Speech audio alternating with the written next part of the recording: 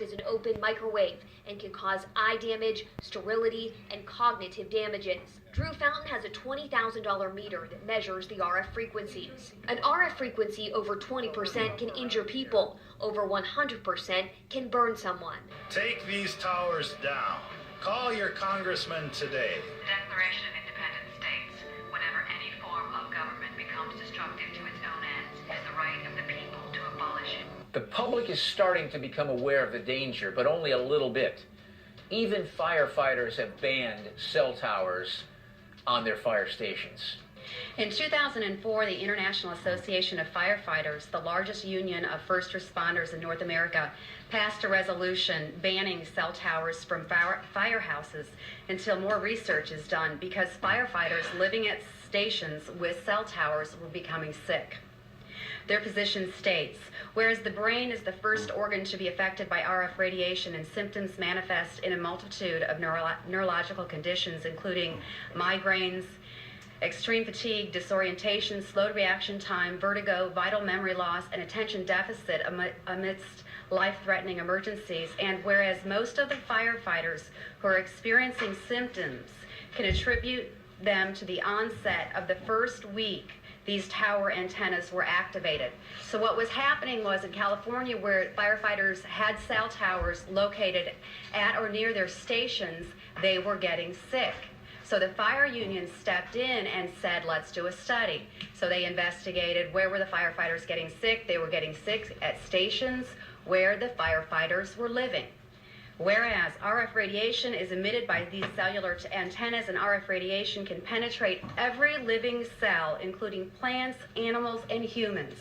And whereas both the U.S. and Canadian governments established regulatory limits for RF radiation based on thermal measurements, not non-thermal, which is what we're talking about. So what the union said was, we don't want the cell towers at our stations. And we submit, if they're not the appropriate place for fire stations, then they certainly aren't the appropriate place for our schools, our neighborhoods, our playgrounds, and our parks. Please change your ordinance, make it more responsible. Barry Trower is an expert in the technology and has been for a long, long time.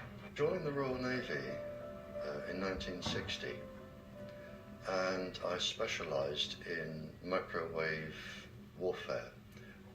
Radar, obviously, which uses microwave, but they don't just teach you radar, they teach you all about microwaves and other uses. So I understood about microwave warfare and how it can damage people, how it can harm people. And when I finished with the Royal Navy, I was also a diver in the Royal Navy, and microwaves are used in underwater mines as booby traps. Which actually got me interested, because I was actually taking a bomb to pieces underwater, and it was too complicated.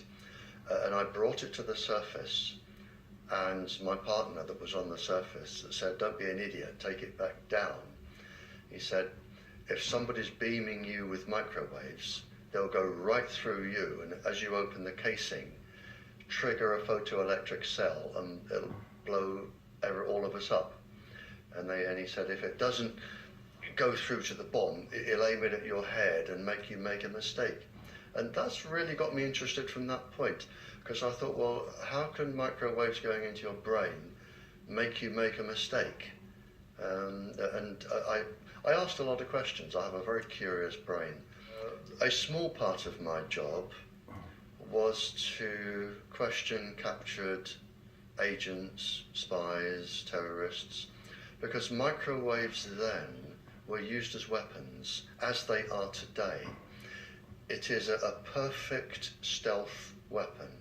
And when governments don't like a group of people, for instance, the ladies who protest at Greenham Common in England about the American missile base they camped, they were microwaved. We microwaved Catholics in Northern Ireland to make them sick. It goes on all over the world. And it's a weapon that you don't know you're being targeted, because the dose is very, very low which is actually more dangerous than a high dose. It's very, very low, and it may take a year or two, but you can cause neurological damage and cancers with low-level microwaves, and you can make all your opponents sick. It's a perfect weapon for a government.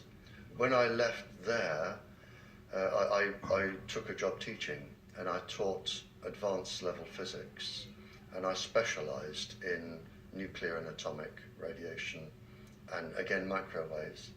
I think anyone who puts Wi-Fi into a school should be locked up for the rest of their life. I really do. I think they're not fit to walk on the surface of this planet because they haven't looked at the research, and whatever